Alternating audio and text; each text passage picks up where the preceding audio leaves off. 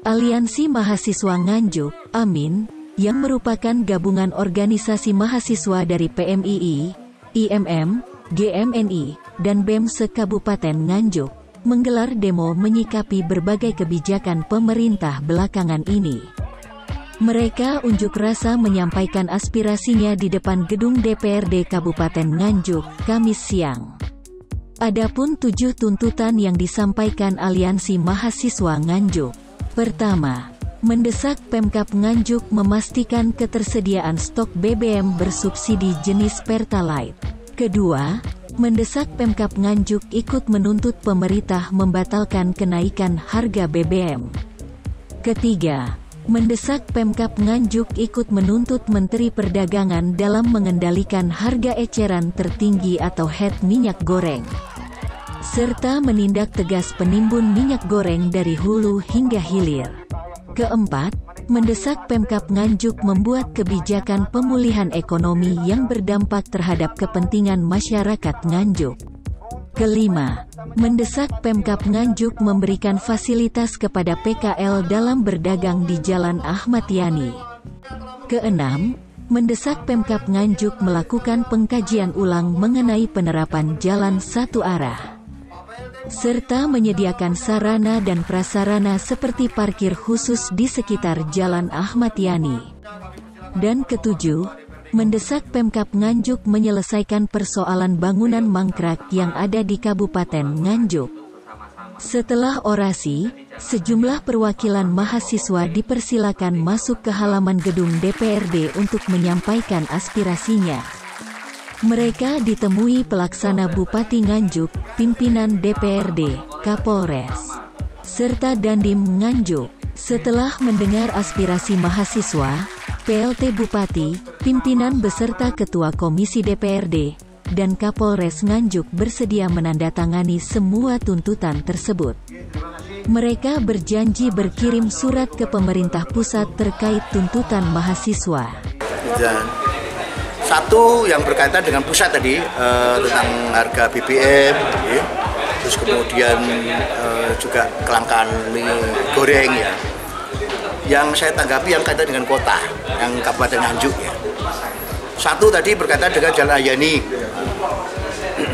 Mungkin nanti kita akan kaji, karena kan tidak bisa serta-merta, yes or not kan begitu.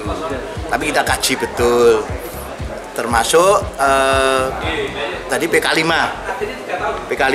bagaimana di Ayani itu juga diberdayakan, jangan sampai juga istilahnya hanya pemandangan tok tapi ekonominya tidak. Saya sepakat tadi beberapa, termasuk juga pembangunan yang mangkrak, misalnya Pasar Kertosono, Taman Nyawiji, terus kemudian yang di Ruko gitu ya. Insya Allah nanti akan kita kaji dalam minggu ini. Tapi kalau yang Pasar Kertosono kita punya anggaran kurang lebih 15 miliar, tinggal nunggu lelang aja. Sementara itu, Tatit Heru Cahyono, Ketua DPRD Nganjuk menyampaikan siap untuk mengawal seluruh tuntutan mahasiswa. Beberapa yang sifatnya memang harus kita koordinasikan dengan instansi vertikal ke atas, dan ada beberapa yang memang harus ditangani oleh pemerintah Kabupaten Nganjuk. Contoh, pemerintah Nganjuk terkait permintaan parkir di sekitar Ayani, penuntasan bangunan-bangunan yang mangkrak, terus pedagang kaki lima. Nah, itu kan nanti memang sudah menjadi pemikiran kita, dan kemarin alhamdulillah sebenarnya terkait dengan pasar sudah kita anggarkan, tapi karena refocusing ya kita mau memang kondisinya seperti ini, dan tahun ini kan sudah kita anggarkan sekitar 15 miliar untuk pembangunan pasar, dan mudah-mudahan secepatnya tadi disampaikan Pak PLT dengan memerintahkan kepada WLP untuk secepatnya dilelang. Sementara Sri Rahayu Agustina selaku koordinator aksi, bersyukur tuntutan yang disampaikan ditindaklanjuti Pemkab dan DPRD.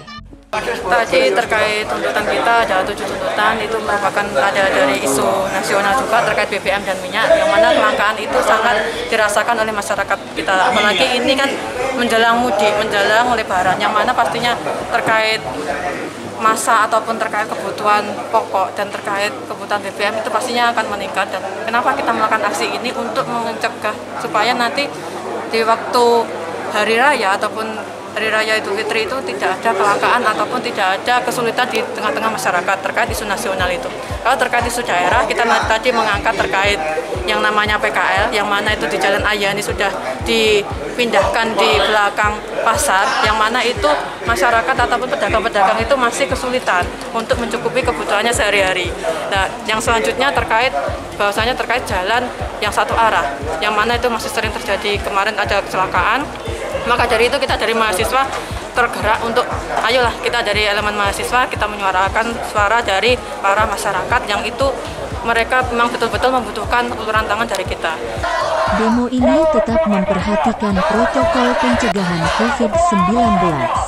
Aksi itu mendapatkan pengawal ketat tim gabungan dari Polres, Kodim, Satpol PP, dan Linmas Nganjuk.